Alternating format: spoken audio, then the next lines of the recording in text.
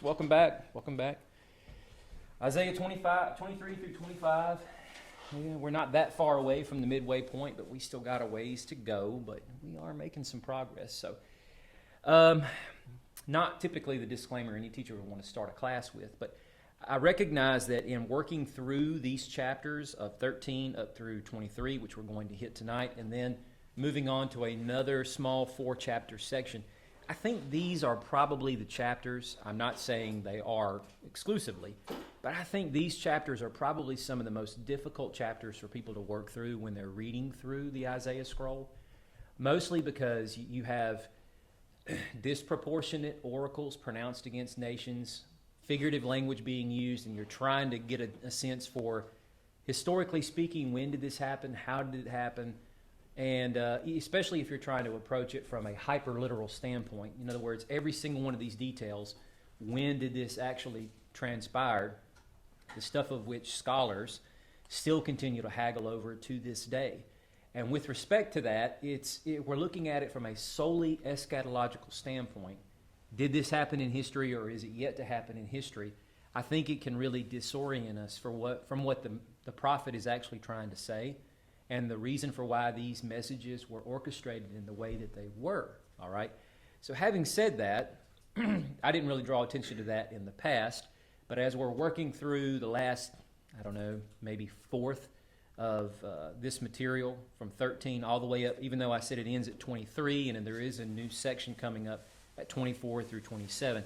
Once we move beyond 27, we'll start to see some stuff that's a little bit more historically grounded or whatnot. So by all means, I know a lot of you don't ask questions when we're moving through this stuff. On occasion you do. But if we're going through it and I've lost you on something, please raise your hand and let me know. So I'll make our introduction a little shorter this time. The last couple of weeks we've opened up with pretty much the same thing over and again with respect to 13 through 23 is dealing with the nations that surround who? So it's Israel, but let's be just a smidge bit more technical. We'll talk about the Egyptians. So we'll talk about the Egyptians. Right.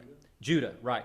So it's not to say Israel is not the right answer. It is. But when we say that, we have to recognize we're in the period of a divided monarchy. And since you brought that up, Aaron, I'll just reiterate the fact that we remember at times, and this applies to all of these prophets during the time of the divided monarchy, when they're speaking about Israel, we have to pay attention to the text to try to tease out, are they talking about all of Jacob's people as still a unified kingdom, even though they're not?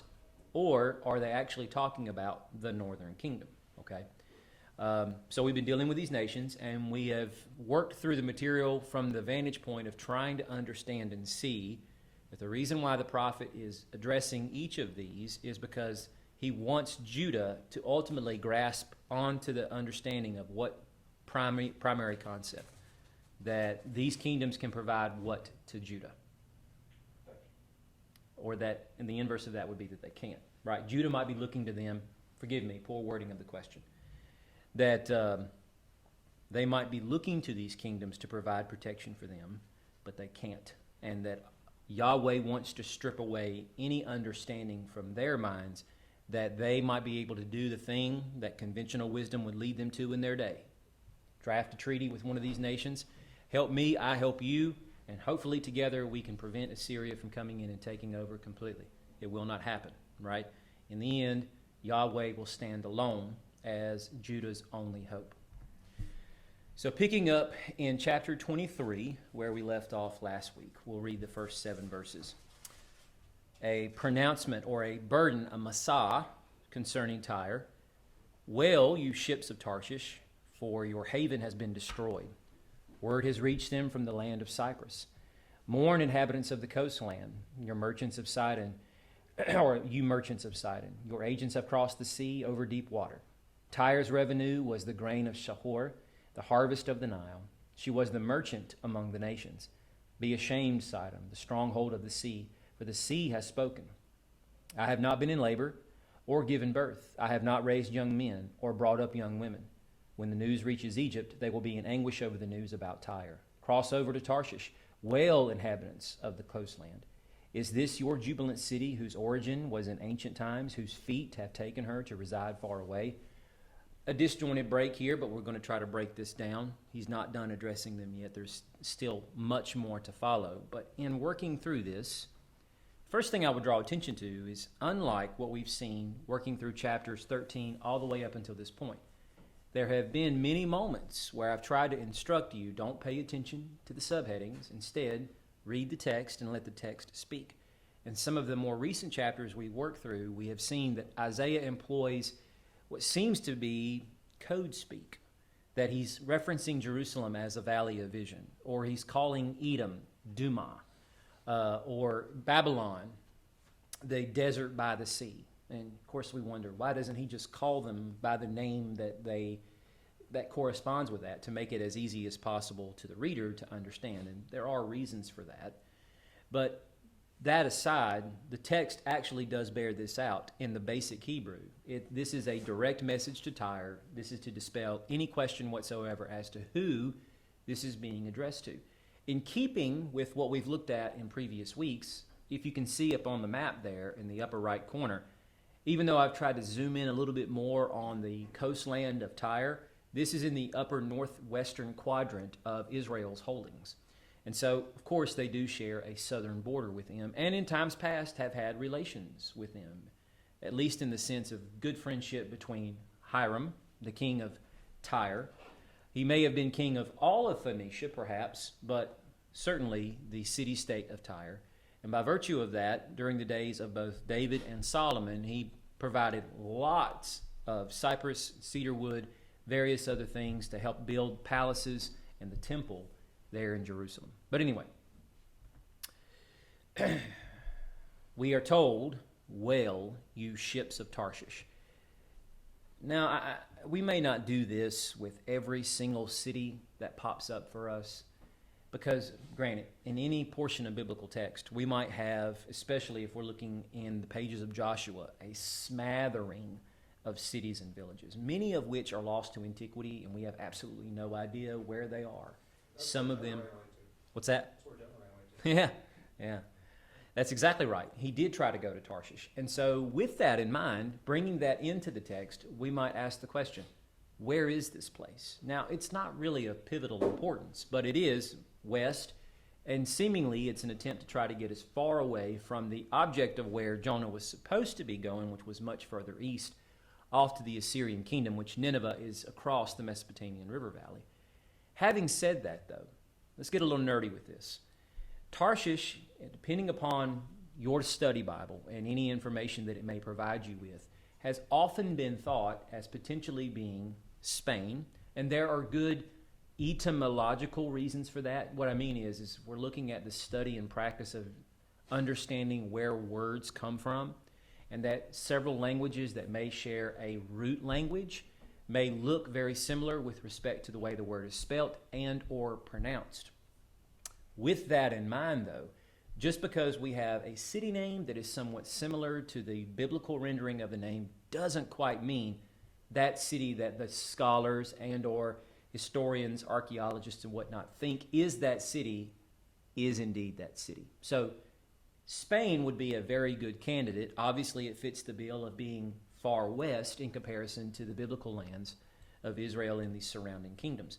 However, another good possible candidate is the island of Sardinia, which I know that we're probably not very familiar with that, but if you look on the western coastline of Italy, there are two rather large islands, one being Sicily and the other one being Sardinia. Sardinia a little further north, closer to Naples, Rome area.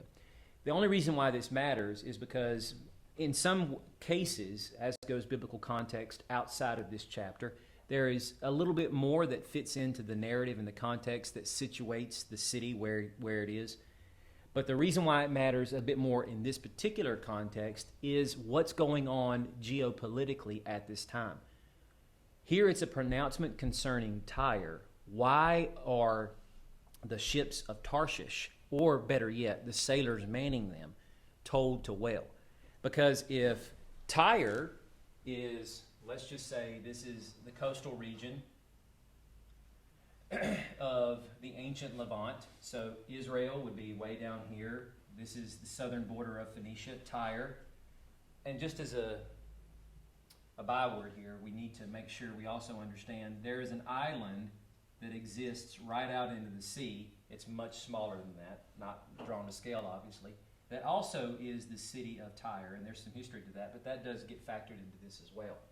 But Sardinia, if this is Italy, way over here, terrible boot, but nonetheless, if that's Sardinia, that's Sicily, and this potentially is Tarshish, these are obviously two separate nations, right? So what do these people that have never been part of the biblical purview, except for the mention of, in the case of Jonah, him trying to charter a vessel that will sail him from the coastline of Joppa all the way out to this place to get as far away from Nineveh as possible, or in this case, it's being mentioned because they must have some measure of association with Tyre. What is the nature of that association? So as goes being the best students of Scripture that we can be, sometimes we need to do the investigation here and understand geopolitical events at the time frame in which we're talking about. So, Tyre, if you appreciate that bottom map, which I know is not very easy to see, but let me get my little laser pointer here on the screen. And what you see me drawing here, this is the western coastline of ancient Israel. That bottom purple dot is Tyre. This little island group right here would be Sardinia, which could very well be where Tarshish is. That being Spain, another possible candidate. Every one of these purple dots are areas known by archaeologists as being ancient Phoenician colonies. When I use the word Phoenicia, I'm talking about this chain of city-states that are their own independent kingdoms that at various times were a conglomerate kingdom known as ancient Phoenicia. So sometimes these cities all fall under the rule, or mostly fall under the rule of one king, and at times they are their own separate independent powers. And kind of like the city-states of ancient Greek, Sparta, Athens, they rival with each other and whatnot, and may fight in wars against each other. But if you think about that, those are quite a few dots on the screen there. And guess what? Every one of these cities have their own kings over them that are planted there by these ancient Phoenician cities once they go and start the process of establishing trade. The reason why Tarshish matters is because it apparently is associated with a pretty deep silver mine, and Sardinia as an island was known to have what was called by the ancients rivers or streams of silver flowing through it, mined out, put on ships, if it was indeed Tarshish, being taken by Tyre and these ancient Phoenician kingdoms and brought back to them. In other words, as we'll listen to the words of Isaiah and perhaps other prophets that might address Tyre, they were indeed wealthy as a nation, and much of that wealth not only came from their native homeland, but even from the sea. And it makes sense. If you're thinking about it from the particular vantage point of I'm sitting here on the coastline of Tyre, looking out to the ships coming into the harbor, and every one of those ships are either emptied out of their wares that we are selling to other nations, or they're bringing in boatloads of the things that they have gotten from the nations that are enriching our kingdom. So Tyre was kind of like a gateway to everything. Oh, yeah. Big time, in a lot of ways. And carrying lots of things from this particular part of the world to, if you think about it, ancient Europe, especially northern Africa, and even as far away as ancient Spain. And we're talking everything from, as we read here in these verses, and we'll address here in a second, even the grain of Egypt. Egypt doesn't have to create their own seafaring vessels, which most of their boats are made out of just reeds, which makes it sound pretty weak and not of good structural integrity, but it's fine to sail the rather docile waters of the Nile. But get that out into the storm-fraught waters of the Mediterranean, looking at you, Paul, in the book of Acts, a reed vessel is not going to survive that. But these vessels, on the other hand, can make it all the way across the Mediterranean back at any given time of the year. So why in the world make your own boats when you can just hire these people to carry your grain to all your well-paying customers across North Africa and Southern Europe? So it creates a very good, strong trade partnership between them. And that, if we filter that back into the biblical text, it's like, oh, okay, well, I can perhaps understand now why the seafarers who are sailing these ships back and forth from Tarshish on their way to Tyre might have cause and reason to mourn. He goes on to say, because your haven has been destroyed. So it's not the haven in Tarshish that's been destroyed. It's the ships sailing from Tarshish that are hearing that their haven, which is the port of Tyre, has been destroyed. Word has reached them from the land of Cyprus, which if you see here on the top map, Cyprus is the largest island directly off the western coast of the Phoenician kingdom. So apparently word has already reached them out in the sea that Tyre has been besieged, has been destroyed, which we'll get into a little bit more as we work through these texts, which would of course give them reason. If you were part of the United States Navy and you're out in the South China Sea and you get word, however information might be passed to them while they're several feet underneath the water, that the United States has been victimized now by multiple nuclear attacks in several key cities, large metropolitan areas where millions live, have now been destroyed by virtue of this nuclear attack. How would you feel, right? That would be something akin, perhaps, I'm guessing, to what these people would have felt when they heard word of what their homeland was going through. So then moving down to verse 3, Tyre's revenue was from the grain of Shahor. Now, this is where our nerdy conversations about biblical or Hebrew poetry and the employment of parallelism between the top and the second line, or perhaps it's sometimes the top line and then the second, third, fourth line. You just have to let the context dictate this for you. It's helpful because if we were asking where is Tarshish, then where in the world is Shahor at? Now, one other thing you could do, pull up Bible Gateway or some other trusty little app that you can use to search, type in Shahor, and you will see that it actually has established biblical precedent that associates it with Egypt, much in the same way as this oracle. But the second line for us tells us, the grain is the harvest of the Nile. So that would mean, by simple deductive logic, Shahor must be very close to where? Egypt, exactly. She was the merchant among the nations. The question would be, who is the merchant among the nations, Tyre or Egypt? It's still in reference to Tyre. So in saying this, Tyre has, as you can see by that bottom map, a very far hand that can reach to many different places over the map and a lot of influence in various different nations. This parallels with verse 5. When the news reaches Egypt, they too will be in anguish over the news about Tyre. Why would they be so distraught about what happens to Tyre? Because Egypt uses them to move their stuff. Exactly. And lots of things.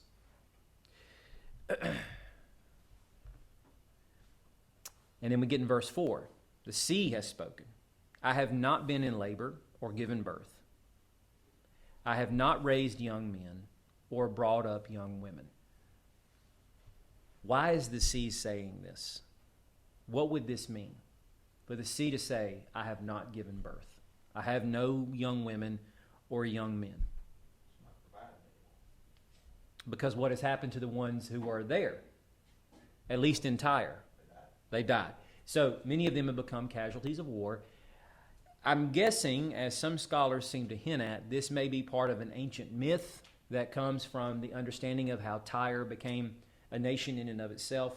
It ties into the concept of a mermaid who is named Tyros, from which the name of the city itself is derived, who could perhaps be the one speaking here saying, I haven't conceived any other children, I have not raised any young men or young women to replace those whom you have lost.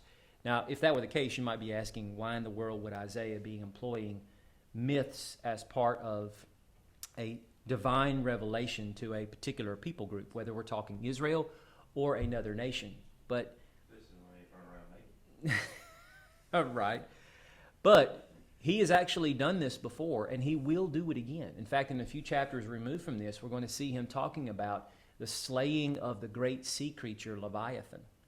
Now, the ancient context provided from all ancient Near Eastern kingdoms is that there is some sort of great big sea monster that may be multi-headed, maybe singular-headed, but is this thing that is the stuff of nightmares. And of course, the legends and scary tales that sailors tell the new recruits out on the open waves when they're out there in the dark or the storms come up.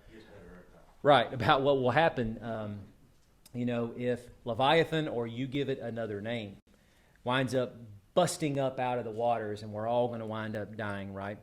All that to simply say that he makes a whole chapter out of this and speaks about Yahweh actually destroying Leviathan. If this is an ancient myth and there actually is no such thing, then why in the world is Isaiah attributing victory to Yahweh over a mythical creature? We'll explore that more when we get there.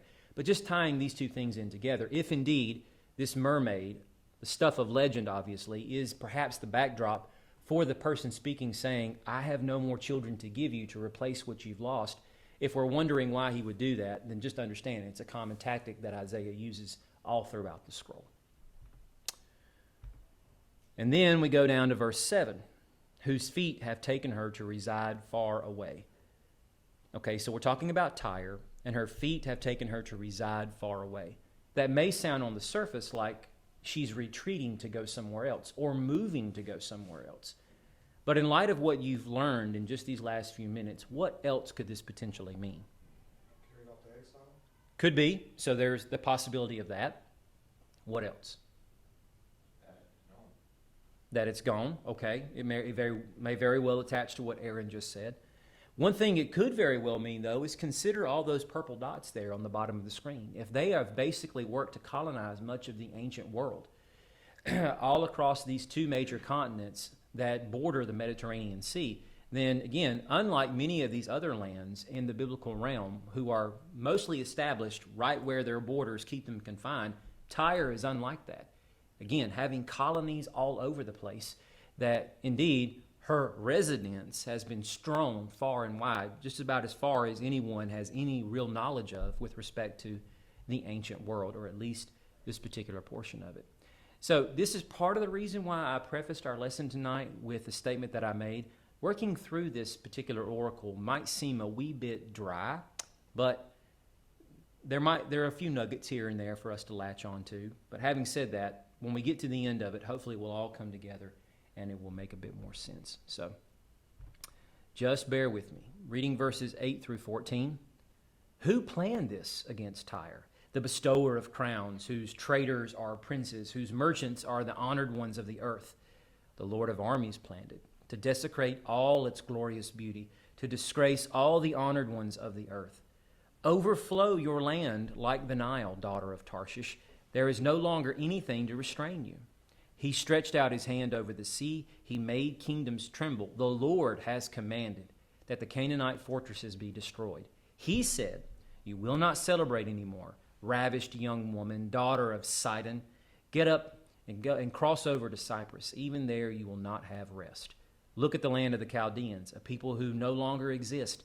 Assyria destined it for desert creatures. They set up their siege towers and stripped its palaces.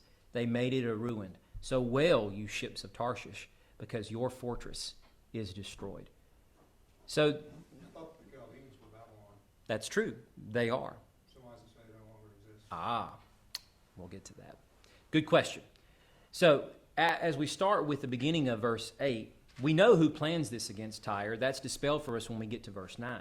But the question then becomes, why did God plan this against Tyre? We've just read the first 7 verses. In anything that we read, and I will actually flip back to that screen, do you find any reason here that is an indictment or a charge against Tyre as the reason or rationale for why God is destroying them or bringing any measure of judgment against them? You don't. And so as we work through this point, who planned this, we understand it being Yahweh, we're still left asking the question, why? He goes on to speak about how Tyre is the bestower of crowns, whose traders are princes, merchants are the honored ones of the earth. Again, going back to the map in the lower right corner, every single one of these colonies is given their own king, planted there by Phoenicia, who's not just simply a loyal native person to that area, or I should say a native person local to the area they're colonizing, who then they set up as king to rule, who were supposed to be loyal to Phoenicia. They bring a citizen of Tyre to come there and rule over them. So if you consider all of these purple dots to be places that Phoenicia has colonized, then they have client kings everywhere, right? They indeed are the bestower of crowns. And of course, these people who work to, I'm guessing, orchestrate the contracts that are in agreement between every one of these ancient city-states and the Phoenician kingdoms, as goes what the going rates for them selling their wares, transporting their wares, might be, whatever.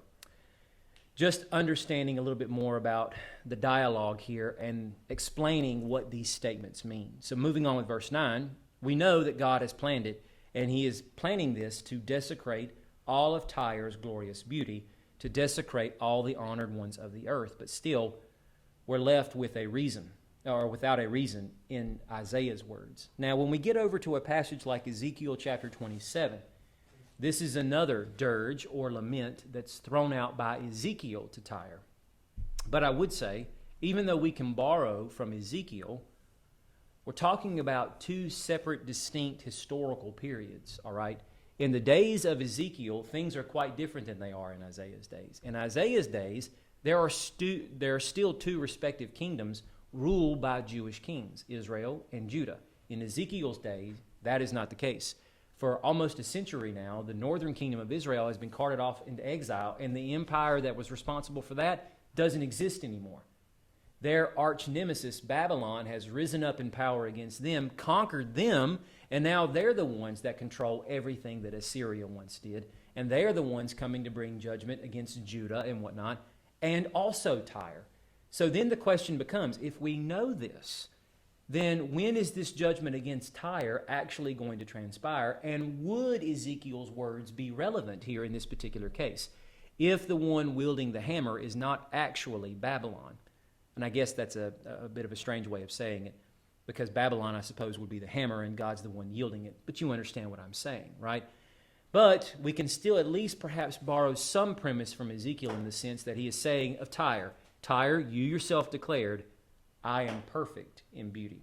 And it would be helpful to go back and read the entirety of the content of Ezekiel 27, because it crafts this beautiful picture of Tyre as a nation like a ship, which of course is the symbol of their pride, and how many different elements from several of the nations that she has contracts with, that she buys and sells from and has worked to enrich her, such as Egyptian linen to create her sails, and cedar wood coming from this particular area in Lebanon and other parts of Phoenicia that serves as her mast or whatnot. And all of the wares of these kingdoms coming together to create the beautiful ship that is the nation of Tyre. But this also is a lament of judgment against them and impending doom that God is going to be wielding against them. So perhaps that's the embedded reason for why God is going to be destroying them here. Verse 11, he stretched out his hand over the sea. Now, that should somewhat sound a little familiar. God stretching his hand out over the sea. What story or context might we see this as a key pivotal part of? Well, stretching the hand out, that'd be the Red Sea. Okay, exactly. Moses. Precisely. A lot of stretching out of hands. There is. There's a lot. There's God stretching his hand out over Egypt. And we could, if we just lopped off the sea here, God stretched out his hand over, in this case, we could say Tyre. And one could almost say this might be a metaphor for Tyre because of the intimate connection between the two. In either case, God stretching his hand out over the Red Sea to open it up to allow Israel to go through, but who to follow? Egypt, right. And so this dualistic aspect of Israel crossing through the water first, it delivers them to life, but ultimately Egypt to what? And when God stretched his hand out over Egypt to smite them with his wonders, what is he ultimately bringing upon Egypt? Death and judgment. That's right. So with the idea of him stretching out his hand over the sea, and we understand that God intends to do judgment, then we're getting that Exodus picture brought back into this. With respect to that, though, if we're thinking along those lines, naturally we should also be throwing out the questions. If this is an Exodus picture, who is being salvaged or rescued from this, and ultimately who's being judged? Sometimes when we see these parallels at work, we don't quite get those answers as neatly as we want to. Obviously here, the subject of God's judgment is Tyre. We have yet to see whether or not anybody is actually a group that God chooses to rescue or salvage from this. But if we're thinking that way, we've got two Post-it notes up there in the mental space of our brain, our wall up there. We've got the answer to one. Let's see if we can work for the answer of the other. Everywhere. God made kingdoms tremble. Again, this feeds back into that picture of God bringing judgment upon Egypt. Obviously, those people trembled at the extent of the devastation that God brought, God intends to cause the quaking of knees to happen here in Tyre as well. The Lord has commanded that the Canaanite fortresses be destroyed. Who was originally responsible for destroying, utterly dismantling, pulverizing the Canaanite fortresses? Israel. And this would happen under who? Joshua. Exactly. But we go down to verse 13 here. Let's take a quick look at this. So pause what we just referenced here in verse 11, and let's take a look at verse 13, but I promise we'll bring this back full circle and get to that subject in verse 11. Look at the land of the Chaldeans. So to answer Aaron's question, indeed, the Chaldeans, or Chaldea, is a province of Babylon, because Babylon is not just a city, it's a kingdom, right? In fact, it's going to be from amongst the Chaldeans that they're going to be able to rally the army underneath the leadership of Nabopolassar, Nebuchadnezzar II's father, who is going to lead them in victory against the Assyrians and ultimately do them in through his son Nebuchadnezzar II. Because, there's a struggle going on between Assyria and Babylon, and at times Babylon's able to gain their independence back. But this is going to be the final thrust to do Assyria in and ultimately to destroy their empire and their capital city, Nineveh. Maybe not important, but isn't that also the place that Abraham came from? It is. It's perfectly important. In every way it is, because even in the story of Abraham, we're already getting hints that the destiny of Israel is to go back into exile. Because as soon as Abraham gets into the land of Canaan, he imposes exile on himself. He sees famine. He doesn't wait to see if the Lord will be faithful in providing. He just immediately goes into Egypt. And then with the events that happen there, they strongly parallel in many ways the events that will happen when his descendants go to Egypt and God brings judgment on Pharaoh in Abraham's day and in Israel's day. But all that to say, it's a picture of what will happen to these people. They will wind up going into a new Egypt later on in the future because they fail to ultimately wait upon the Lord and to be faithful to the instruction that God gives them. So any reference that we get beyond the Abraham story back to Babylon or to Babylon not only calls into our minds the context of Babel in Genesis 11, which is the actual construct by which Babylon, the ancient city, and now this new ancient city, what I mean by that is the way historians reckon this is there is the ancient Babylonian Empire, the very first, right? And then it's destroyed.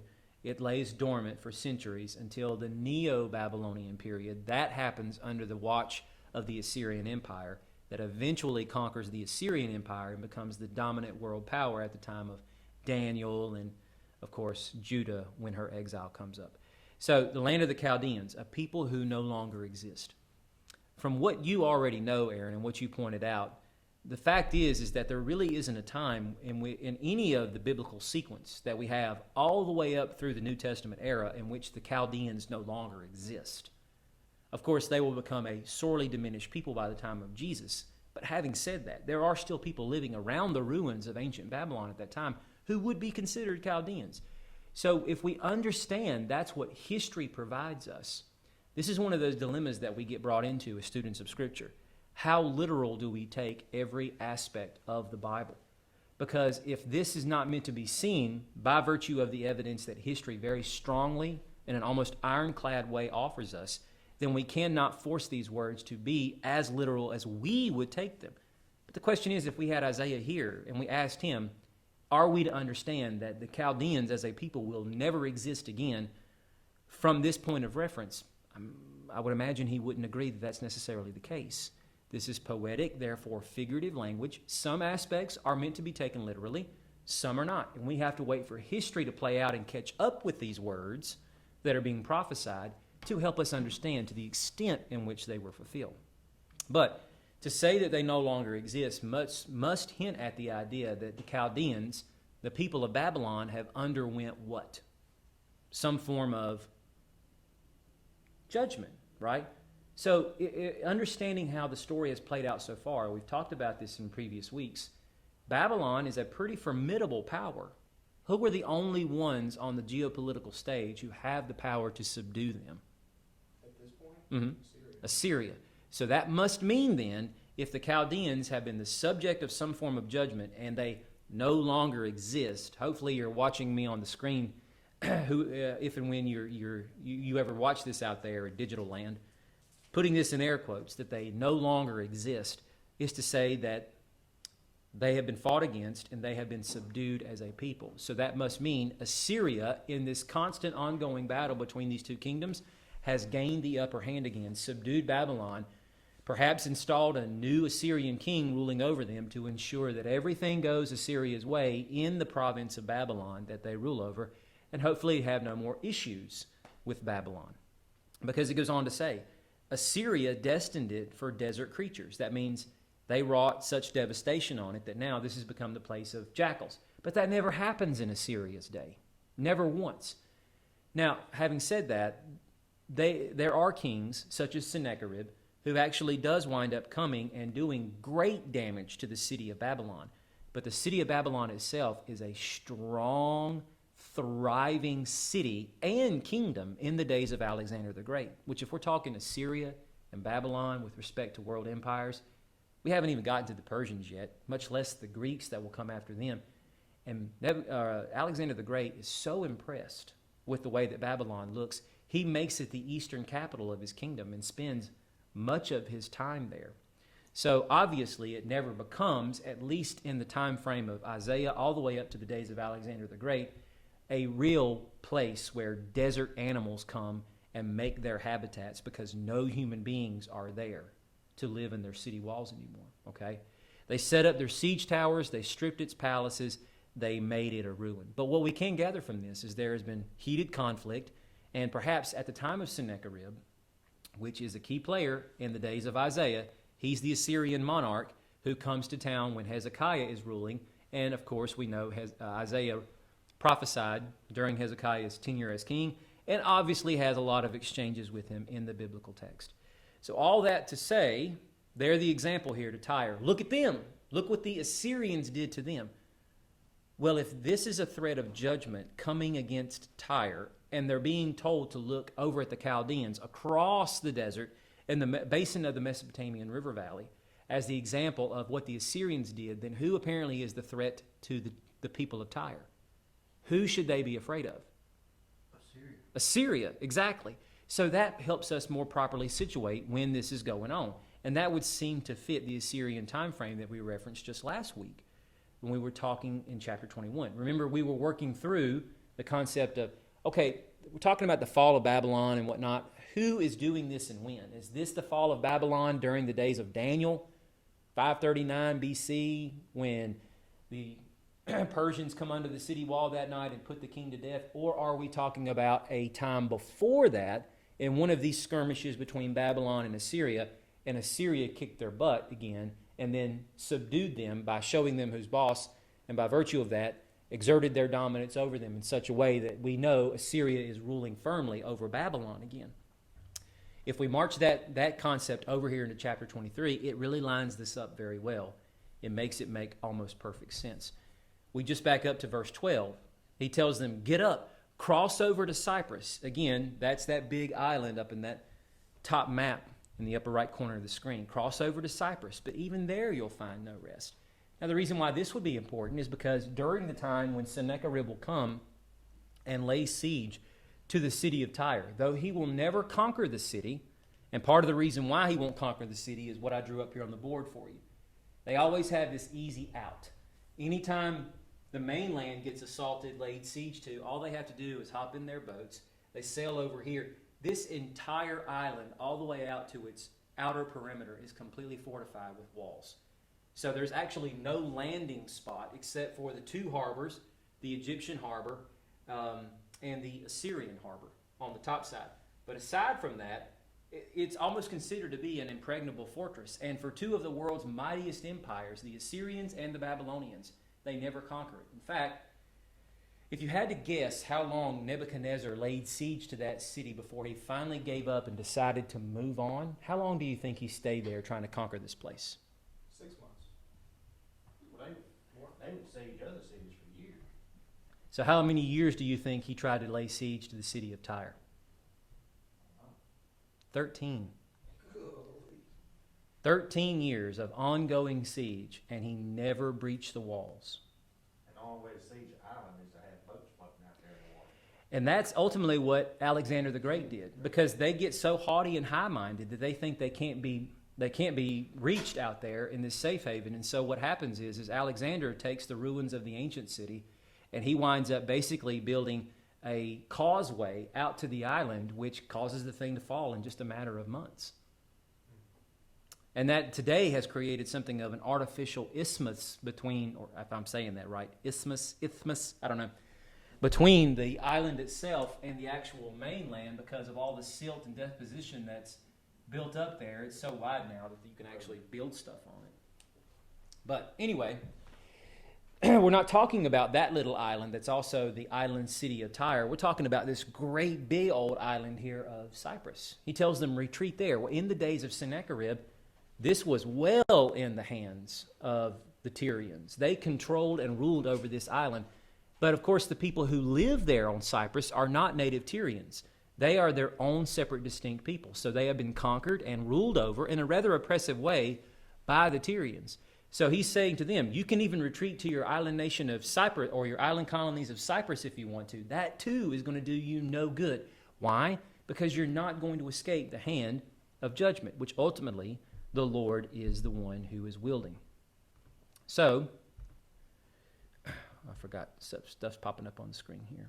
Let's bring these two phrases together from verse 11 and now verse 14. Canaanite fortresses will be destroyed. And now verse 14, we see the phrase fortress being used yet again.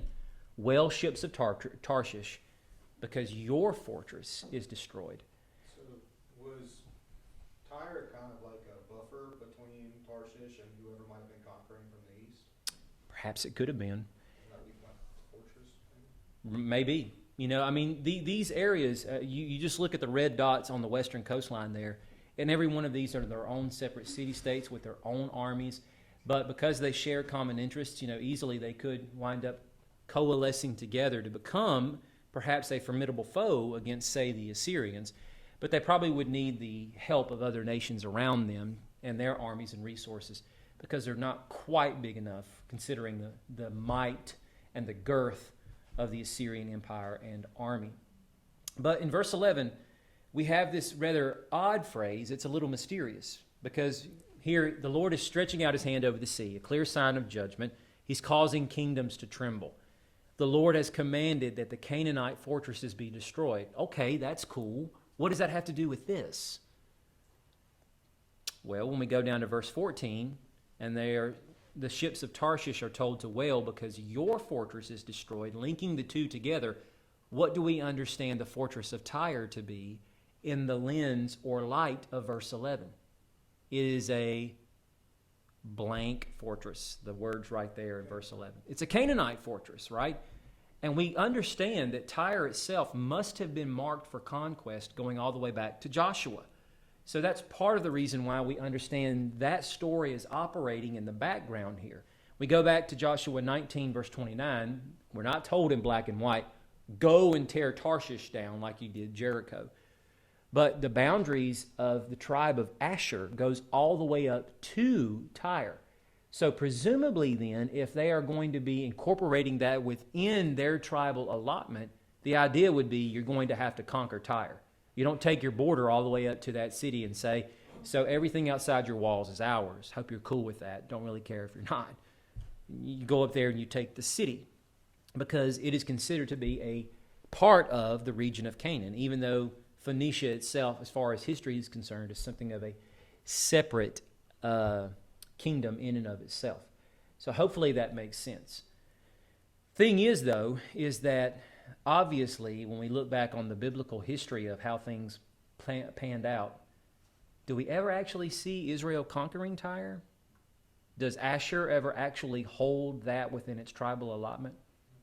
No, never. Never even come close. We have no record whatsoever of even Joshua with the entire army of all the Israelites combined ever going to assault Tyre, right? So with that in mind, if they never actually assaulted, never fully conquered Tyre, but it's still considered to be a Canaanite fortress, then as far as the Lord's command to do this, and this was mandated simply to Israel, did Israel pass or fail?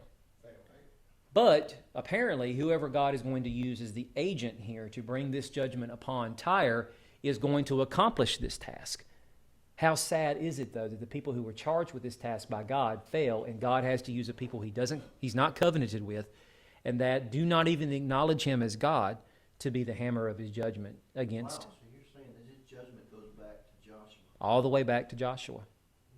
Because not to say that there aren't other reasons for why Tyre would need to fall under the purview of God's judgment, but it seems like anytime the kingdom of Phoenicia itself, or at least the swath of land that history refers to as Phoenicia, is ever referenced in the Bible, there's only ever two cities talked about, Tyre and Sidon.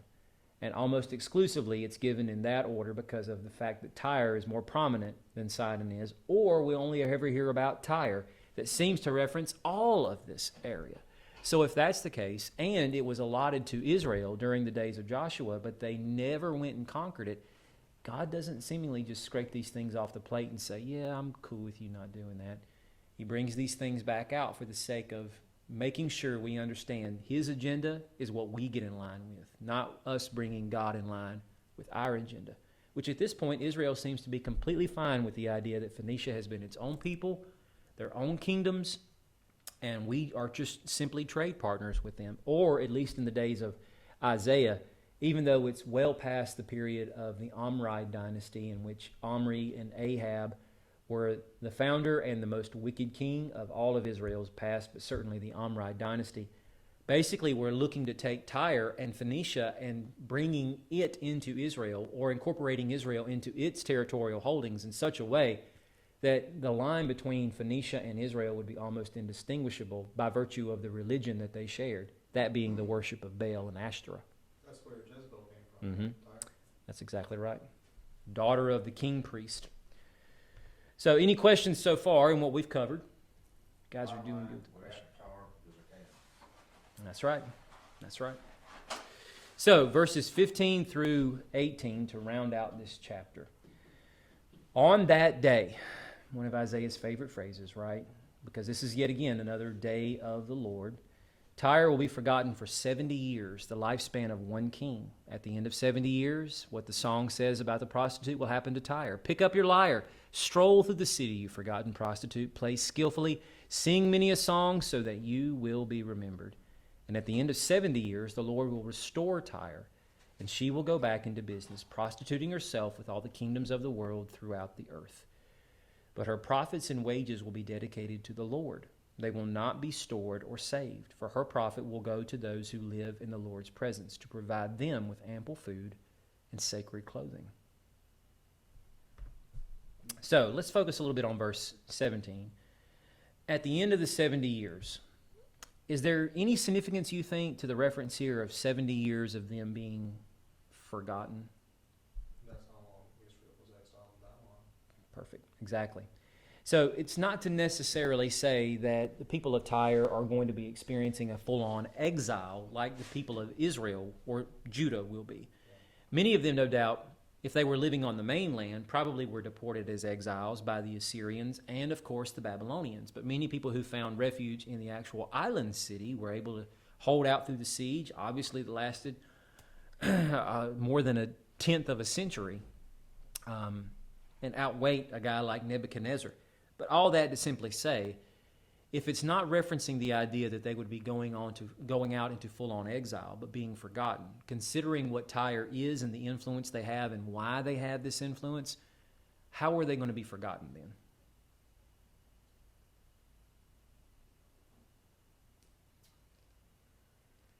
Nobody will be able to trade with them. Exactly. If they are severely weakened because another kingdom has in some way compromised their ability to be able to trade, let's just call it internationally, then obviously if you don't have that money coming in, then you're not only going to be able to continue to exert that influence that you do, but it's going to cut off the flow of funds to your colonies and your various other places across the Mediterranean. And at the same time, obviously people are going to still want to move their cargo and are going to have to find other means of doing so. And depending upon how long those contracts go without being renewed and they are able to secure other means of transporting their stuff, when you try to come back into the game, it might be a little bit difficult. All that to say, Sennacherib, who indeed ruled the Neo-Assyrian kingdom from 705 to 681 BC, failed to conquer Tyre in the military campaigns, but Tyrian king Luli lost control over the territories outside the city, and he was forced to flee. So obviously a lot of that territory was ceded over to Assyria. Then comes Ashurbanipal, and he is the successor of Esarhaddon. So after Sennacherib is assassinated, then we get Esarhaddon, then Ashurbanipal, and he ruled from 669 to 631. Reportedly, he destroyed all that was left of the Tyrian mainland settlements, and because of that, or I should say in spite of that, the economic potential that was capable of being generated by Tyre is the real reason why he didn't completely destroy the area and leave it left in ruins. And because of that, he reactivated its trade, and the city itself continued to prosper. But if you look at the time frame, Sennacherib, 705, and then Esarhaddon, who ruled after Ashurbanipal from 669 to 631. 705, 631. That gives us roughly a period of how many years? 70. Yeah. In which, because of Sennacherib, can't really trade a lot, lose a lot of that wealth, suffer and diminish as a people, until a new Assyrian king comes along, Ashurbanipal, and then he's like, you know what? I pretty much can call the shots here. So if Tyre wants to continue to thrive, they're going to have to go through me and do what I say. And by virtue of that, we can all stand to make a buck here. And by virtue of that, Tyre was able to reactivate much of those trade routes and agreements and then start to thrive as a people yet again. But notice what is said here about the profits that she gains, that all the profits and wages that she will earn will not be saved up by her and increase her or enrich her wealth and prestige. Instead, all of this profit will go to those who live in the Lord's presence, providing them with ample food and sacred clothing. So what is the giving of offerings to Israel from Tyre reminiscent of?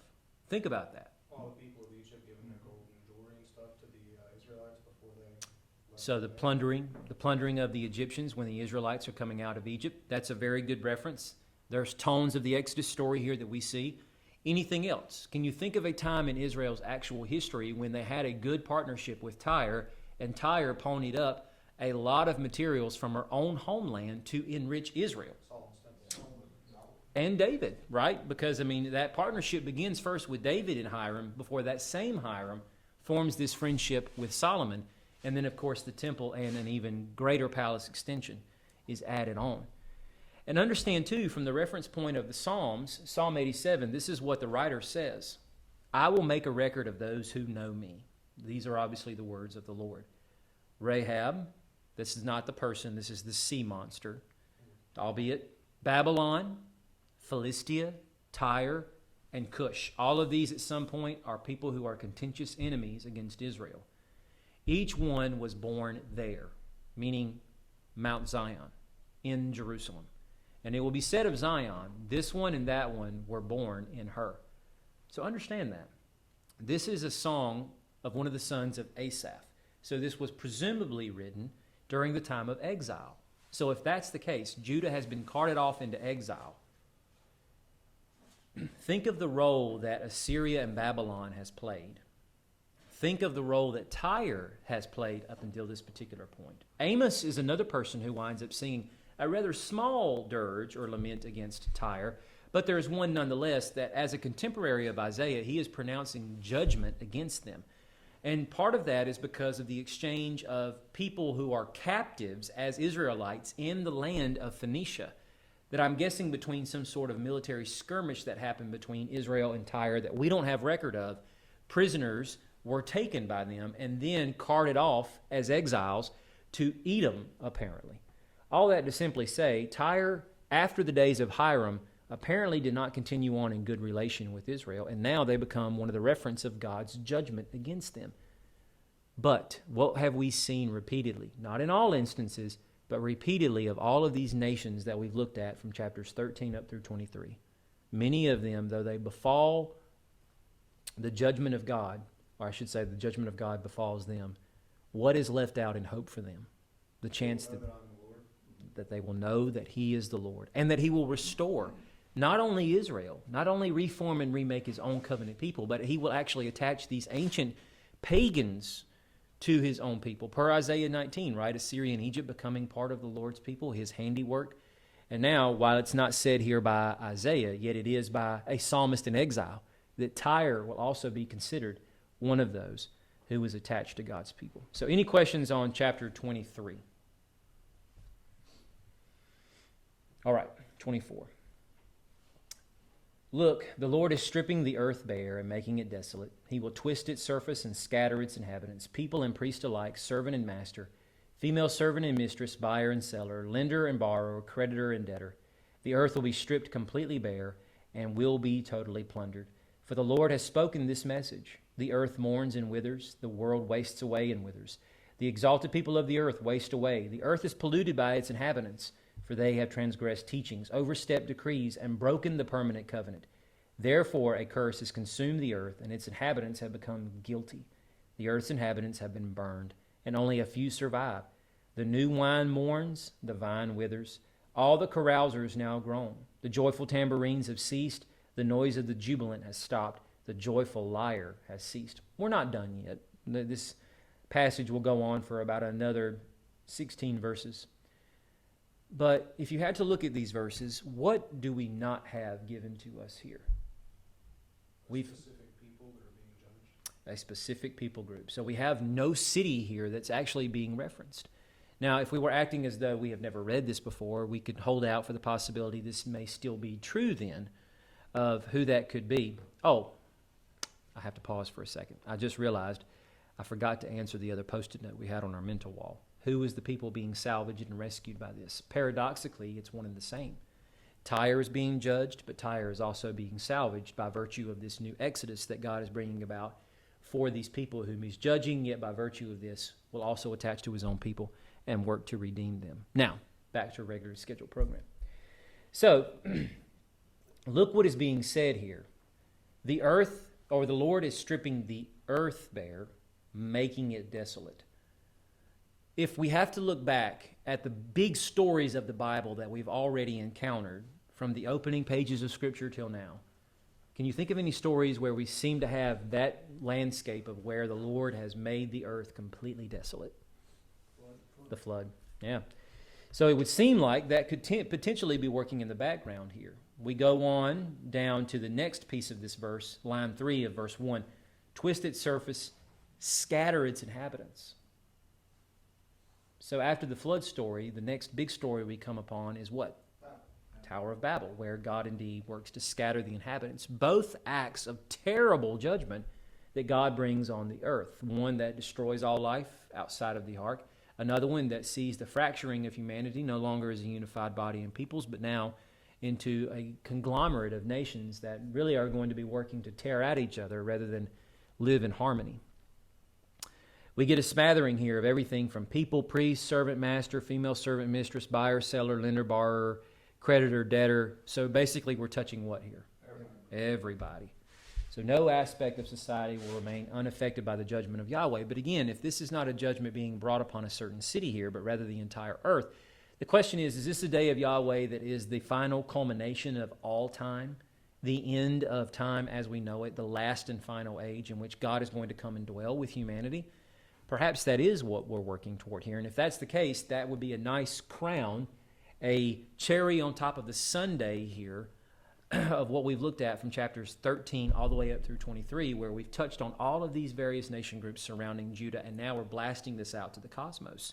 If we're saying the earth in and of itself is not going to remain unaffected, that God is going to deal with all of humanity, much in the same way he has dealt with every one of these nation groups.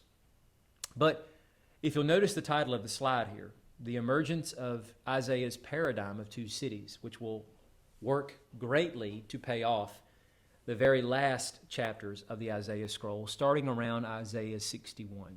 And of course, supposed to read the headings.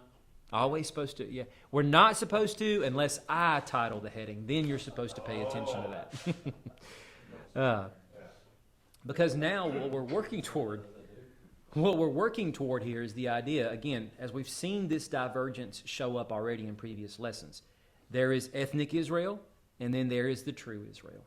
And this now serves as a reference to two different cities, the city that will ultimately be destined for decimation, desolation, and destruction, and the city that is the New Jerusalem, which stands as the emblem of new creation in which God's covenant people, which are taken representatives from all humanity, will come to dwell in together. So, as in the days of Babel, what we get over here from Isaiah 13 actually brings us back to the days, or to that particular moment in the Isaiah scroll where he is referencing the destruction of Babylon. In chapter 13, verse 9, look at the very similar words that we have here. Look, the day of the Lord is coming, cruel with fury and burning anger, to make the earth a desolation and to destroy its sinners. What I'm saying is in chapter 13, Babylon is the subject of reference. At least that's what Isaiah starts off with. But by the time we get to verse 9, he has taken the judgment befalling the city and kingdom of Babylon, and he has applied that to the entirety of the scope of the earth, paralleling this here with chapter 24. So if that's the case, if Babylon and its judgment is going to become a representative of the judgment that God is going to take out to the entirety of the earth, then what would we call Babylon? It starts with an A and ends with an E. An archetype. An archetype of all cities and kingdoms that will stand opposed to the Lord. Verse 11 of the same chapter 13, I will punish the world for its evil and wicked people for their iniquities, and I will put an end to the pride of the arrogant and humiliate the insolence of tyrants. In what way does that not categorically sum up every nation, city, let me invert that, city, nation, and empire that stands opposed to the Lord, of which there has never been a city, nation, or empire that was not opposed to the Lord, because they all eventually fall prey to this very thing, this egregious sin of pride, thinking themselves to be indestructible, impregnable, and ultimately the masters of their own fate. Sadly, they're wrong. Verse 4, the exalted people of the earth waste away. Now, who would this be? Who are the exalted people? Could be because of the fact that they are in covenant status with the Lord. Okay. Maybe like the powerful ones, kings, princes of other nations. Could very well be. So we've got two theories here. If we're looking at it from the perspective of all of the earth's inhabitants, is it possible that maybe a third alternative here could very well be that this is indeed all humanity?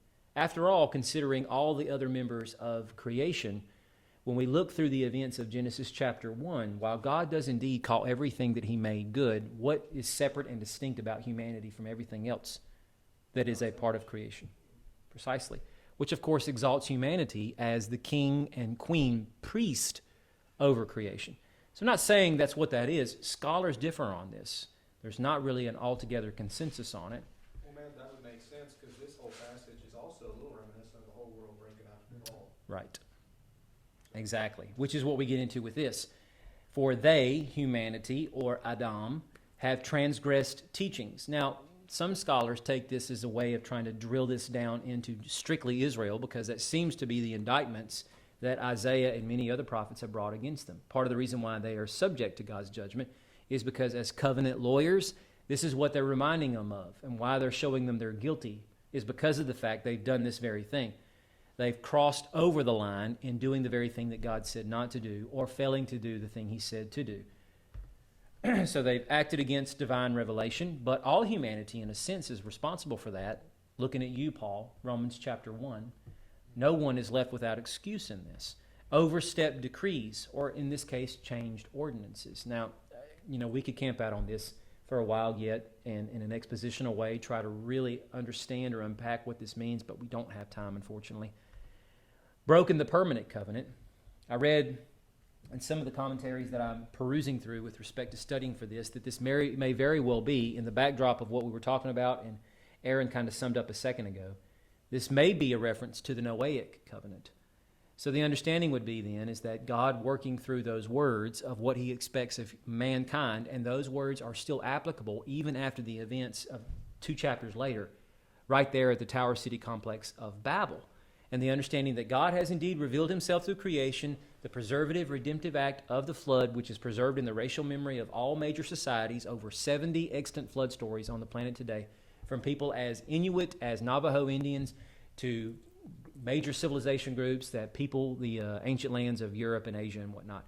All that to simply say, we all have an understanding that God indeed exists and the covenant he has made with us to respect each other and other forms of life on this planet. But yet we see, as was the case before the flood, all flesh lost its way or corrupted its path before the Lord, and we have virtually done the same thing after the fact. Therefore, a curse has consumed the earth. Its inhabitants have become guilty. The earth's inhabitants have been burned, and only a few survive. To say the last line of verse 6 makes a lot of sense in the context of what we're talking about with respect to rehashing these judgment sequences in the early parts of the Bible, it really doesn't. Because there isn't a sequence there where we have God bringing upon the earth a ravishing, devastating fire of sorts, of which there are only a few casualties left behind. All that to say, though, it's possible, according to some scholars, that might not be the right rendering of this. The rendering that we have here in the CSB of have been burned from the actual Hebrew could be burned hot with anger, which would seem to fit a little bit more in the context of what we're talking about, as goes the idea of mankind's rebellion against God, which is a byproduct of the lingering curse that remains on the earth. We are consumed by our own innate desire to want to rebel against God and do everything we can to buck against his authority. So, the inhabitants have been burned. This is most likely the curse of Genesis 3 extended to the days of Noah. The earth mourns and withers in verse 4, paralleling with verse 7, the new wine mourns and the vine withers. If we're looking at this from the perspective of all of creation seemingly contracting down on itself in a constant state of decay, verse 7, the new wine, which comes from the vine being present in what kind of setting? To say that it mourns and it withers, it's as if to say the untamed wild earth outside the garden has now contracted in and of itself onto the garden-esque scene of Eden, in which case now nothing on the earth's landscape has been preserved or protected from the sting and scourge of God's judgment. And ultimately that leads us to understand sin's curse destroys the joy of creation. It pollutes the crop of the garden. And you might be thinking, okay, so help me understand this in light of what Isaiah has been saying in the last 10 chapters. Again, this crescendos with respect to Israel and Judah here and all of these nation groups that we've seen around them. If Israel, I know that's a nice, pretty flower, right? Yeah, that's exactly what it is. If Israel was supposed to be a new Eden of sorts, and now, listening to the words of Isaiah here, the very thing that destroyed the original Eden over here, with God bringing a flood to wipe it all out, to then bring Abraham from the ruins of what was Babel over here to establish a new Eden space. But Israel has failed to live up to its mandate, and God is bringing systematic judgment on the northern kingdom and the southern kingdom, and he is Xing off every one of these kingdoms around them by stripping them down to fragile peoples who cannot help or defend themselves against the powers that God has raised up to bring this judgment on them.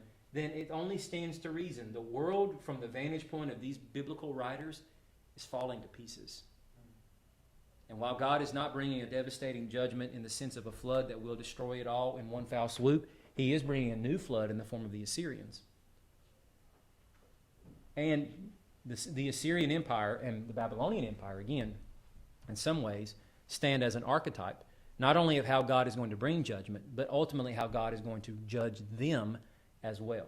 Because, as we've seen in Isaiah 10, these empires will lift themselves up in their own pride and think that they're responsible for all their success. Because they fail to acknowledge God, God will humble and destroy them.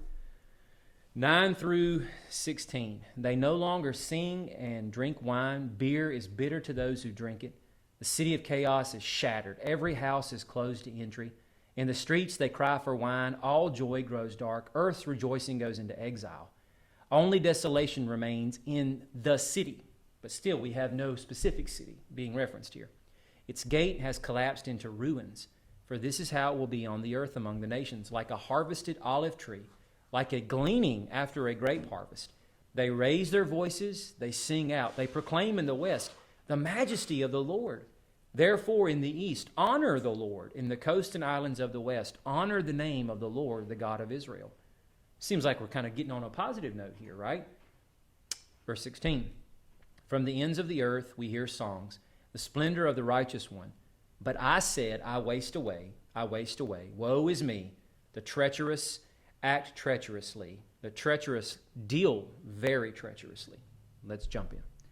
So the city of chaos is shattered, every house closed to entry. Chaos comes from the very same word that is used in Genesis chapter 1, verse 2, translated for us in English as formless. Tohu. All right? So the idea is the city of chaos is formless. Thinking along that perspective then, if we're looking at the city, not as Jerusalem, not as Nineveh, not as Babylon, but all of them at once, and any other city of any other empire that will ascribe to prominence in the stage of world history, even after those empires have come and gone. They will all eventually devolve into this very thing, the city of chaos or the city of formlessness, the city where the Lord's presence is not any longer or never has been. And what exists in the place of chaos? Only death and dismay. Beer is bitter to those who drink it, but yet it seems like the very thing that loses all of its joy becomes the numbing agent, because in verse 11 it is said that in the streets they cry for it. They want more of it, even though it does nothing to assuage their bitterness and the anguish by which the inhabitants of this city fail to find comfort or refuge. So what are we saying up to this point? Any of these cities who will eventually become the referent of God's judgment are going to go through the very same cycle that Israel will and all of its chief cities, or Judah and all of its chief cities. When Jerusalem is toppled by the Babylonians, every one of these things can be said of them. But when Babylon itself becomes the subject of God's judgment, every one of these things will be said of them as well. All joy grows dark. Earth's rejoicing goes into exile. So virtually the entire earth has collapsed into virtual darkness. Verse 13, and this is how it will be on the earth amongst the nations, like a harvested olive tree. We've read this before. Chapter 17, when God was describing the judgment he was going to bring upon Israel, he says, only gleanings will be left in Israel. This is how sparse the pickings will be of those people who are left behind once Assyria comes under, what's his name? Esarhaddon. Once they come under Esarhaddon and they completely destroy the capital city of Samaria and the northern kingdom is carted off into exile, only gleanings will be left in Israel, as if an olive tree had been beaten. 2 or 3 olives at the very top of the tree. That's how sparse the remnant will be. 4 or 5 on its fruitful branches. This is the declaration of the Lord God of Israel. So this is a judgment that's multiplied against Israel, but now again launched out against all these cities who become the archetypes of God's judgment. But it doesn't end there. In verse 14 and beyond, we get from the gleanings who are left, the remnant of these cities who will remain behind because of God's effort in preserving them. They will raise their voices. They will begin to proclaim the majesty of the Lord. They will begin to honor the name of the God of Israel and even sing songs of the splendor of the righteous one. So what do we say then of this? What we can surmise of any of these cities, whether it be Nineveh, here's looking at you, Jonah, and the idea that even in those days, Nineveh can be brought to its knees without God having to bring it to judgment first and truly embrace the God of Israel as the one true God of heaven and earth, the sovereign potentate who rules over the cosmos, and bow their knee to him, repenting of their sin. So all of these people groups who wind up suffering the sting of God's judgment yet can be salvaged and brought in line with God's agenda for all of humanity, which is to worship him and grow in the wisdom and knowledge of his truth and spread that to the furthest horizons on the map. And this has been the plan that Isaiah has been forecasting all along the way, that God through judgment is going to unite humanity and ultimately bring them to the epicenter of the world, which is the renewed Zion, where God himself will dwell, where God himself will rule and reign from. So the glean grapes from the world harvest and judgment begin the song of the remnant praising the God of Israel, the righteous one. But then we've got Isaiah here saying, right, I waste away. Why do you think he would be saying this? And then he says the phrase that we got back from chapter 6. Woe is me. Why would he say this? If the earth is now joining together in a unified, jubilant song of exalting the very righteous one of heaven, the God of Israel, why would he say this? Well, what's going to happen to get them there? Everybody got to be do it for the judgment. Much in the same way when everybody is jumping up and down jubilantly on the roofs of their houses at the time when the Assyrians come to the city gates of Jerusalem and we're all but done conquering Judah, but yet in one night the army itself is decimated and Sennacherib is turned away, and they survive this. But yet Isaiah knows this is not how it ends for you. This is not a new chapter for us. This is just a stopgap until we get to the point where we are utterly decimated. So he knows you people are shouting like fools, but you have no idea the calamity that is coming for you. And in order for the earth to get to this place, Isaiah is saying, just the grief of having to carry this burden and knowing what humanity will have to taste. Much in the same way Elisha, when he goes to anoint Hazael to be king of Aram, yet he knows the devastation that Hazael as king of Aram is going to bring on his own native people Israel, that he anoints him as king through tears because of it. So he can't escape the weight of sin's curse, bringing judgment on the inhabitants of the earth. And then the last verses of this chapter. Panic, pit, and trap await you who dwell on the earth. Whoever flees at the sound of panic will fall into a pit. Whoever escapes from the pit will be caught in a trap. So ultimately, there is no escape. For the floodgates on high are opened, and the foundations of the earth are shaken. The earth is completely devastated. The earth is split open. The earth is violently shaken. The earth staggers like a drunkard and sways like a hut. Earth's rebellion weighs it down, and it falls, never to rise again. On that day, the Lord will punish the army of the heights in the heights and the kings of the ground on the ground. They will be gathered together like prisoners in a pit. They will be confined to a dungeon. After many days, they will be punished. The moon will be put to shame and the sun disgraced, because the Lord of armies will reign as king on Mount Zion in Jerusalem, and he will display his glory in the presence of his elders. So, obviously, nobody's going to escape from this. The floodgates on high are open. The foundations of the earth are shaken. Where does this bring us back to? The flood. So again, the world is going to be utterly consumed by a ravaging judgment that came like it did in the days of Noah. And on that day, God will punish the army of the heights.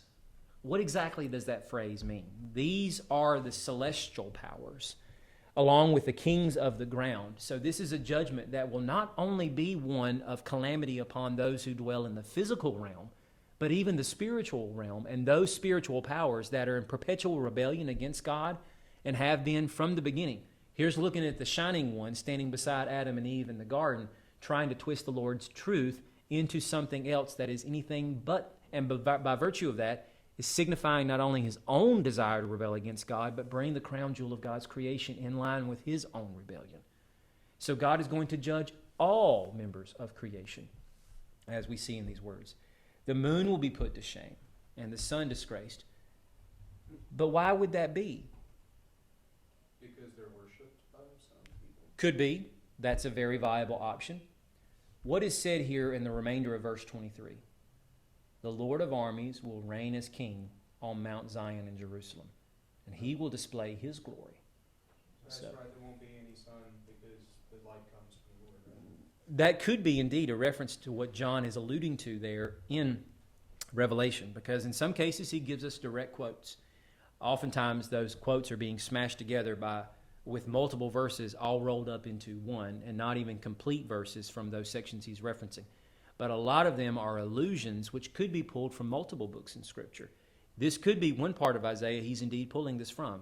That is in every way a viable way of looking at it. Albeit, having said that, what we get as just the basic picture, though, is, as you were saying, there will be no need for sun or moon, because the light of the Lord's glory will be so radiant that even something that is blinding to look at with the naked eye will have to bow its head in shame and disgrace because of the fact its own radiance pales in comparison to the beauty of Yahweh.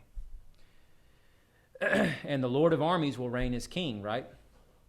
Because we understand from the vantage point of the psalmist, God's chariots are tens of thousands, thousands and thousands, And the Lord is among them in the sanctuary as he was at Sinai. In other words, God tabernacling once again with his people. And he does this in the presence of his elders. What does that mean? So this is a moment to get a little bit nerdy with some biblical text that's way back in the rearview mirror from Isaiah's vantage point. But can you think of a moment when the elders of Israel beheld the glory of God in this manner of radiance?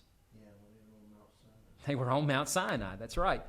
Exodus 24, Moses went up with Aaron, Nadab, Abihu, 70 of Israel's elders, and they saw the God of Israel. Beneath his feet was something like a pavement made of lapis lazuli, as clear as the sky itself, and God did not harm the Israelite nobles. They saw him, and they ate and they drank with him. But that picture comes on the heels of the Exodus, them coming out of Egypt and being called unto a mountain that becomes God's cosmic mountain for a time, where God seeks to dwell with them and eat with them. Albeit, the reason why the rest of Israel's corpus could not come up there and be with him is because Sinai could not contain the hundreds of thousands that were Israel. So representatives, their elders, had to come. But there will come a time, as we'll see now in chapter 25, when he will display this feast before everyone. So I know we're at 7:30. Give me 5 minutes and I promise I'll be done. Lord, you are my God. I will exalt you. I will praise your name, for you have accomplished wonders, plans formed long ago with perfect faithfulness. For you have turned the city into a pile of rocks, a fortified city into ruins. The fortress of barbarians is no longer a city. It will never be rebuilt. Therefore, a strong people will honor you. The cities of violent nations will fear you, for you have been a stronghold for the poor person, a stronghold for the needy in his distress, a refuge from storms and shade from the heat. When the breath of the violent is like a storm against a wall, like heat in a dry land, you will subdue the uproar of barbarians. As the shade of a cloud cools the heat of the day, and so will he silence the song of the violent. So to say that he has accomplished wonders, this perfect plan, what would that be? I think from Isaiah 11, as Messiah, this branch shooting off from the stump of Jesse as a new David, that he is first a banner to the nations, then a banner to the dispersed houses of both Judah and Israel, all coming together to be one, carrying us back to the pictures of Isaiah 2 and 4, of a renewed and beautified Zion in which God himself, as the pillar of cloud and fire, a canopy protecting everyone on the summit of that mountain as the refuge from which all these people coming out from the exile of their sin, from the nations to rally around Zion where God dwells to become his people now. That has been the plan formed long ago. That was the plan announced from the pages of Genesis 1, right? The idea that all humanity stemming from one man and one woman are to walk with God in harmony. They refuse to, but God refuses to let them refuse. And he is going to continue marching to this agenda until it happens. He is going to destroy the strongholds of those archetypal city structures that vaunt themselves against God in their pride, and they will be permanently demolished. As Jericho was meant to be, there will be nothing left but a pile of rubble and ruin upon which he will establish his permanent dwelling, the new city that culminates in Isaiah 65 and 6. So we understand this could be any nation. As it says back in chapter 13, speaking of Babylon, it will never be inhabited or lived in from generation to generation. That does eventually become true of Babylon at some point. But the idea from Isaiah's vantage point is speaking about not just the far-flung future, but the idea that Babylon, as an archetype of all of these various city-state empires, is going to be the first prime example of how God is going to bring humanity back in line with his agenda and destroy the strongholds of the powerful. The cities of violent nations, archetypally, Nineveh, Babylon. But God has been the stronghold for the poor. That's the thing here, is that this becomes the other city juxtaposed in this passage against the one that we've talked about exclusively in chapter 24 and led into chapter 25 with. God is the refuge. God is the place where people who are considered to be poor and oppressed come and find their need, find their shade in the heat of the day, find the reprieve that they will not get from anyone else. So now, verses 6 through 12. On this mountain, this is the last slide, the Lord of armies will prepare for all nations a feast of choice meat, a feast with aged wine, prime cuts of choice meat, the vintage wine. On this mountain he will swallow up the burial shroud, the shroud over all the peoples, the sheet covering all the nations. when he has swallowed up death once and for all. The Lord God will wipe away the tears from every face and remove his people's disgrace from the whole earth, for the Lord has spoken. And on that day it will be said, look, this is our God. We have waited for him, and he has saved us. This is the Lord. We have waited for him. Let's rejoice and be glad in his salvation, for the Lord's power will rest on his mountain. But Moab will be trampled in its place, as a straw is trampled in a dung pile. He will spread out his arms in the middle of it, as a swimmer spreads out his arms to swim. His pride will be brought low, along with the trickery of his hands. The high-walled fortress will be brought down, thrown to the ground, to the dust. So, this again goes back to the idea of Exodus 24 and God sharing this meal with the nobles. The idea that on this mountain, he is going to bring Israel, but not only Israel, the nations. That phrase, all the peoples, signifies this will be the reference of chapter 2 when the nations are streaming up the mountain to hear the word of the Lord. That on this mountain, he is going to host a feast. Now, why is the picture of a feast so important?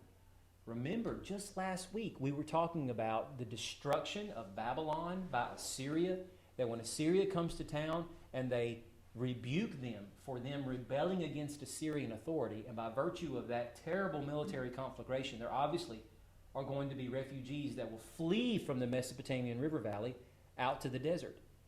That very word or oracle that was spoken to Arabia was saying, hey, you need to get up. You need to get the water, the food ready. You need to go out and meet these refugees out in the desert because they are going to be starved and thirsty. You are going to have to provide them with the relief that they need. Considering the idea that in the light of all the carnage and devastation that's coming by virtue of the judgment that God will bring and the tyranny that these cities have brought upon those who they have ruled over, now all humanity sits down at the very feet of God as one united people group, in which the very thing that was the constant threat in the ancient world with respect to famine, plague, or conquering nations who want to come and take you over and either kill you, enslave you, and by virtue of that, to bring you to your knees, cut off your food supply. Yet the one king who rules over them all is going to bring such an abundant amount of food to the table that everyone will be eat and be satisfied, as if they themselves were kings. Like the Feast of 5,000. It's exactly right. That when he does that, he is signifying this is indeed the age and era in which Messiah, the one responsible for this, having been the one that spoke these words, is bringing this about. And it's not a coincidence that he does it with 5,000 Jews and then 4,000 Gentiles off in the area of the Decapolis. Why repeat this miracle? Because everybody's involved in this, right? And then he ultimately will go on to remove the very shroud of death. Some suggest that it may be a refutation of the Baal myth. The idea with the Baal myth, again, he's the storm god, but also the god of fertility. He consorts with Asherah. Again, they copulate together. The idea behind you having cultic sex with that shrine prostitute is you activate their desire for each other in the heavenlies, and that causes the rain to come down, and it impregnates the ground for the harvest cycle to come again. And every year we go through this of the death of the crops, but the resurgence of the crop cycles with respect to the rain seasons coming in. The idea is that it's the constant play of what you see in other pantheons and their myths, that even every day the sun dies or goes to the underworld to have to be reborn again by the god or deity responsible for this. The idea of God showing up to swallow up death so that it never plays an integral part in human existence again is to kick all of that in the teeth and say, he is the master of the fate of all mankind, ultimately. And when he removes the shroud that covers all mankind, he, like a loving father, will stand in front of everyone and wipe away every single tear from their eyes. There's no doubt about the fact John in the Revelation is pulling straight from this verse.